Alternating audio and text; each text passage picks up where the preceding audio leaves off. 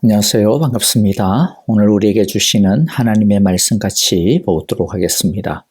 창세기 39장 11절부터 23절입니다. 하루는 요셉이 할 일이 있어서 집 안으로 들어갔는데 그 집 종들이 집 안에 하나도 없었다. 여인이 요셉의 옷을 붙잡고 나하고 침실로 가요 하고 졸랐다. 그러나 요셉은 붙잡힌 자기의 옷을 그의 손에 버려둔 채 뿌리치고 집 바깥으로 뛰어나갔다. 여인은 요셉이 그 옷을 자기의 손에 버려둔 채 집 바깥으로 뛰어나가는 것을 보고 집에서 일하는 종들을 불러다가 말하였다. 이것 좀 보아라. 주인이 우리를 웃음거리로 만들려고 이 히브리 녀석을 데려다 놓았구나. 그가 나를 욕보이려고 달려들기에 내가 고함을 질렀더니 그는 내가 고함 지르는 소리를 듣고 제 옷을 여기에 내버리고 바깥으로 뛰어나갔다. 이렇게 말하고 그 여인은 그 옷을 곁에 놓고 주인이 집으로 돌아오기를 기다렸다. 주인이 돌아오자 그에게 이렇게 일러 바쳤다. 당신이 데려다 놓은 저 히브리 사람이 나를 농락하려고 나에게 달려들었어요. 내가 사람 살리라고 고함을 질렀더니 옷을 내 앞에 버려두고 바깥으로 뛰어나갔어요. 주인은 자기 아내에게서 당신의 종이 나에게 이 같은 행패를 부렸어요 하는 말을 듣고서 화가 치밀어 올랐다. 요셉의 주인은 요셉을 잡아서 감옥에 가두었다. 그곳은 왕의 죄수들을 가두는 곳이었다. 요셉이 감옥에 갇혔으나 주님께서 그와 함께 계시면서 돌보아 주셨고 그를 한결같이 사랑하셔서 간수장의 눈에 들게 하셨다. 간수장이 감옥 안에 있는 죄수들을 모두 요셉에게 맡기고 감옥 안에서 일어나는 온갖 일을 요셉이 혼자 처리하게 하였다. 간수장은 요셉에게 모든 일을 맡기고 아무것도 간섭하지 않았다. 그렇게 된 것은 주님께서 요셉과 함께 계시기 때문이며 주님께서 요셉을 돌보셔서 그가 하는 일은 무엇이나 다 잘되게 해주셨기 때문이다. 아멘. 자, 오늘의 내용은 요셉이 옥에 갇히는 내용입니다. 그냥 감옥도 아니고요. 이 옥은 왕의 제수를 가두는 곳으로 아주 쉽게 이야기하자면 정치범 수용소와 같은 곳입니다. 관타나모 수용소나 아니면 아오지 탄광 이렇게 이해하시면 되겠습니다. 형들의 배신으로 노예로 팔려온 것도 기구한 팔자인데 그나마 믿음으로 정신을 차리고 호랑이한테 물려가도 정신만 차리면 산다 그러한 각오로 겨우 노예 생활에 적응하고 이제 좀 지내나 싶었더니 이번에는 자기를 좋아한다고 죽자고 유혹하던 주인 하나님의 배신으로 파렴치한 강간 미수범이라고 하는 죄목을 억울하게 뒤집어 쓰고는 다시는 나올 수 없는 수용소에 갇히게 되었습니다. 이 이야기는 우리에게 난감한 질문을 던집니다. 그것은 분명히 노예로 살아가고 있는 요셉에게 대하여 성경은 계속해서 주님께서 함께 계시고 주님께서 돌보신다 그렇게 강조하고 있지 않습니까? 그런데 아니 주님께서 함께 계시고 주님께서 돌보신다라고 하는 그 결과가 고작 이거냐라는 것이죠. 노예에서 풀려나 다시 아버지 집으로 돌아가기는커녕 이제는 더 이상 살아나올 기약도 없는 수용소로 억울하게 끌려가게 된 것이 주님께서 함께 하시고 주님께서 돌보시는 것이냐라는 겁니다. 심지어는 21절과 23절에 보면 이 감옥에서 하나님이 요셉과 함께 계시고 주님이 돌보셨다 그렇게 이야기하는데요. 그런데 좀 그렇지 않나요? 이게 무슨 함께 하시는 거고 돌보시는 겁니까? 그런 좀 답답한가 의문이 들지 않나요? 진짜 함께 하시고 돌보신다면 아예 감옥에 들어오지 않도록 했어야죠. 이건 병 주고 약 주는 것도 아니고 말이죠. 보통 사람들이 생각하는 하나님이 함께 계시고 돌보신다라고 하는 것은 아예 처음부터 형들한테 배신도 안 당하고 노예로 팔리는 일도 없고 또 억울하게 누명 쓰고 감옥에 갇히는 일도 없고 그런 것일 겁니다. 그런데 배신당하고 노예로 팔리고 게다가 누명을 쓰고 수용소에 갇히고 이런 모든 것조차도 하나님이 함께 계시고 돌보신다라고 하시는 그럼 이 하나님의 말씀의 뜻은 도대체 무엇일까요? 우리가 생각하는 하나님이 함께 계시고 돌보신다라고 하는 것과 하나님이 말씀하시는 하나님이 함께 계시고 돌보신다라고 하는 것, 이 두 사이의 차이는 무엇이고 우리는 이것을 어떻게 이해해야 하는 것일까요? 이것이 우리가 풀어야 할 숙제이고 또 오늘 말씀이 우리에게 주시는 귀한 진리입니다. 먼저 일단 요셉이 감옥에 갇히게 된 원인인 이 주인 하나님의 유혹에 대해 잠깐 이야기를 나눠보도록 하겠습니다. 이 여자가 보여주고 있는 죄성을 통해 우리 자신을 돌아보는 시간이 되기를 바랍니다. 이 여자는 정욕의 노예였습니다. 죄성이란 사람의 속에 잠재되어 있는 이러한 욕망을 가리키는 말입니다. 모든 사람에게는 엄청난 죄성이 잠재되어 있습니다. 보통 때는 겉으로 잘 드러나지 않을 뿐입니다. 양심의 통제도 받고 또 교육의 효과도 있기 때문이죠. 그런데 그러다가 무슨 자극이 주어지거나 기회가 제공이 되면 이 죄성이 비집고 기어나옵니다. 우리의 인격을 지배하기 시작을 합니다. 이 여자의 경우 잘생긴 남자 노예를 보고 멋있다 그렇게 생각하는 그 자체까지 죄라고 말할 수는 없을 겁니다. 한순간 마음속에 좋지 않은 생각이 떠올랐다고 해서 그 한 번으로 망가지지는 않습니다. 문제는 무엇입니까? 그런 엄란한 생각을 통제하지 않는 것입니다. 계속 그런 생각을 가지고 요셉을 바라보았고 그 생각을 실천할 수 있는 기회를 기다렸고 노렸으며 그 기회를 포착하자마자 자신을 정욕에 내던짐으로써 인간의 기본적인 도리를 포기해버린 것입니다. 창세기 4장 7절에 보면 이런 말씀이 나오는데요. 내가 올바르지 못한 일을 하였으니 죄가 너의 문에 도사리고 앉아서 너를 지배하려고 한다. 너는 그 죄를 잘 다스려야 한다. 하나님께서 말씀하시는 게 뭡니까? 첫 번째는 너는 올바르지 못한 일을 하였다.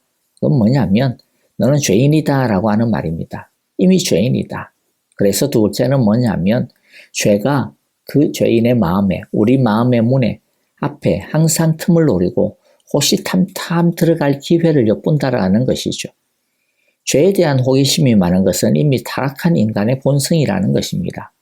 그런데 그러면 본성이니까 마음대로 해도 괜찮다 뭐 그런 뜻입니까? 아니죠. 본성이지만 셋째는 뭐죠? 우리는 그 본성을 잘 다스려야 한다는 것입니다. 죄된 욕망, 생각이 일어나는 것까지는 죄인이기 때문에 어쩌면 어찌할 수 없는 뭐 그러한 운명과 같은 본질입니다. 그러나 이런 욕망에 자기 자신을 내버려 둬서는 안 된다라는 거죠. 그 욕망에 자기 자신을 내던지서는 안 된다라는 겁니다. 이 욕망에 기회를 줘서는 안 됩니다. 욕망을 다스려야 합니다. 이것은 온 인류를 향한, 죄인들을 향한 하나님의 명령입니다. 우리 모두 죄성이 이끄는 대로 우리 자신을 내어주지 말고 죄성을 잘 다스려 하나님의 거룩을 이루어갈 수 있게 되기를 간절히 기도합니다.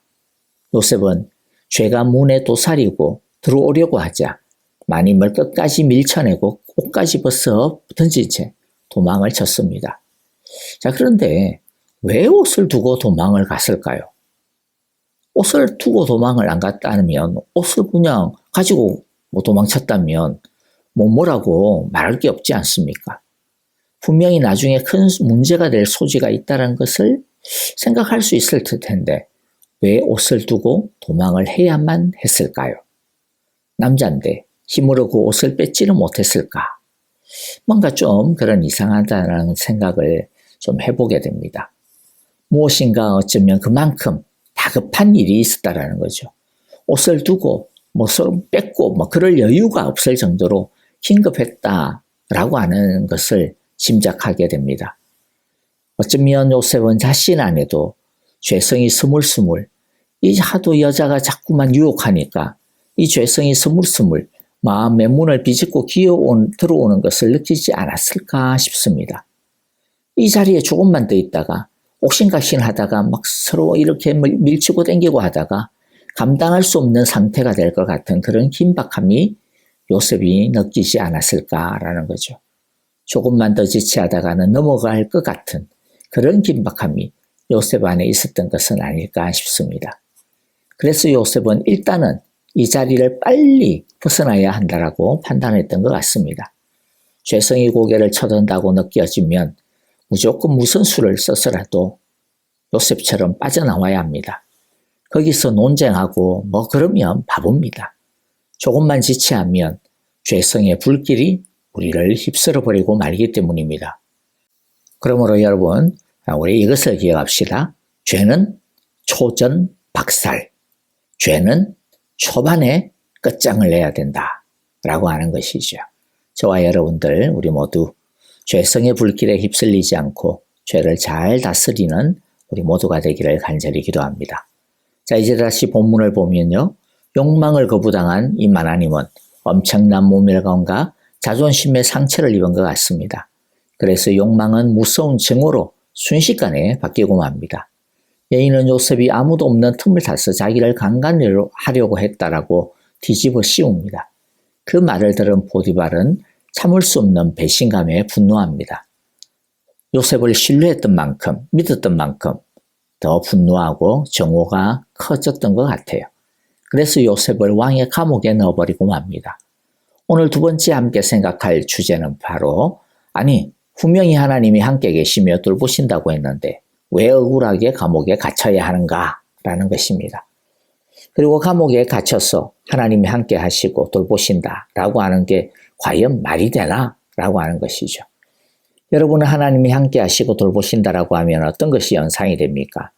앞에서도 말씀드렸듯이 아마 많은 사람들은 아무 문제가 없는 상태, 어려움도 안 생기고 생겨도 다 피해가고 소위 말하는 만사형통한 상태, 그것을 하나님이 함께 하시고 돌보신다라고 하는 그러한 모양으로 생각하지 않을까 싶습니다.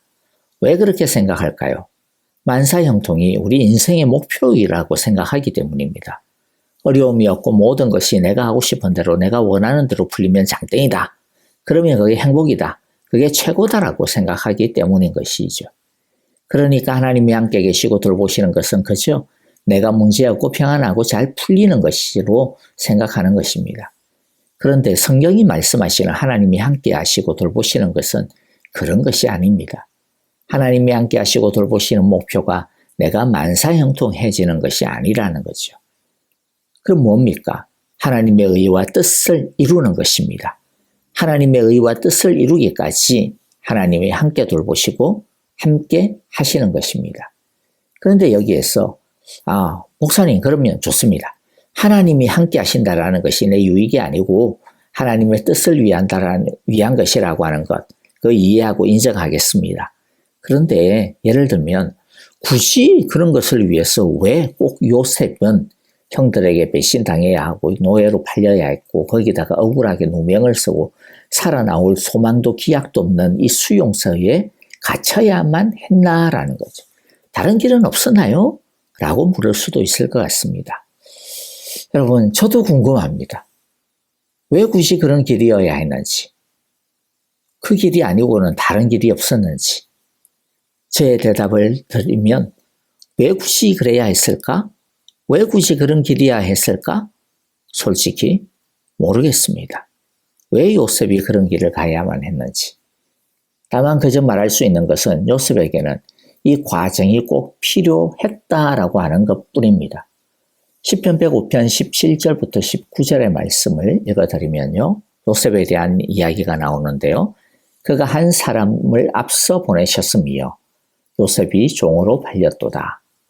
그의 발은 착고를 차고 그의 몸은 쇠사슬에 매였으니 곧 여호와의 말씀이 응할 때까지라. 그의 말씀이 그를 단련하였도다. 하나님이 가르쳐 주시는 것이 무엇입니까? 하나님의 말씀이 이루기까지 하나님의 말씀으로 요셉이 단련되어야 했었다라는 것입니다. 우리 모두가 요셉처럼 다 노예로 팔리고 감옥에 가고 그런 것은 아닙니다. 하나님께서 각 사람마다 세우신 뜻과 계획이 다 다릅니다. 그런데 동일한 한 가지가 있습니다. 그것은 하나님이 함께 계시고 하나님이 돌보신다라고 하는 것은 내 뜻을 이루도록 그렇게 하시는 것이 아니라 하나님의 뜻과 의를 이루도록 하나님의 나라를 이루시기 위한 것이라는 겁니다. 그러니까 하나님의 뜻과 그의 의와는 상관없는 자기 욕심을 붙들고서 왜 하나님은 나와 함께 해주시지 않으시는 거지?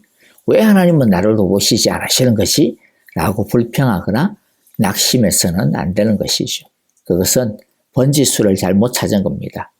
하나님이 나와 동행하여 주신다라고 하는 것은 내가 어떤 경우에도 하나님의 뜻과 계획과 말씀을 버리지 않고 붙드는 것이며 그럴 때 하나님께서 나의 모든 삶을 지켜주시고 붙들어 주시고 책임져 주신다는 것입니다.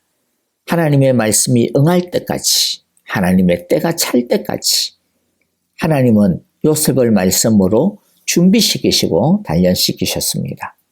그냥 꿈만 꾸었던 그런 어린 소년에서 이제 그 꿈을 제대로 다룰 수 있는 청년으로 리더십을 갖춘 어른으로 하나님은 요셉과 함께 하시며 그를 돌보시며 준비시키고 계신 것입니다. 우리가 믿고 확신해야 하는 것이 무엇입니까? 그것은 하나님의 뜻과 그의 나라를 위해 우리 자신을 하나님이 마음껏 사용하시도록 내어드릴 때에 그때와 모양이 어떨는지는 모르지만 그때까지 하나님은 우리와 함께 하시고 심지어 요셉의 감옥처럼 아무런 빛도 없고 소망이 없어 보이는 그런 상황이라 할지라도 하나님은 우리와 함께 계시며 돌보신다라고 하는 것입니다. 저와 여러분들 이 믿음을 가지고 우리 함께 주의 뜻을 이루어가는 우리 모두가 되어지기를 간절히 기도하고 소원합니다. 자, 오늘 우리 함께 주시는 말씀 마음에 새기면서 같이 찬양하겠습니다. 여러분들 우리 목장 식구들을 생각하시면서 기도해 주시고 아프신 성도님들 특별히 우리 이지구 집사님 방사선 치료를 위하여 기도해 주시고요. 그리고 또 우리 함께 선교사님들을 위해서 기도해 주시겠습니다. 이제 우리 주님께서 주시는 음성을 따라서 찬송하며 기도하겠습니다.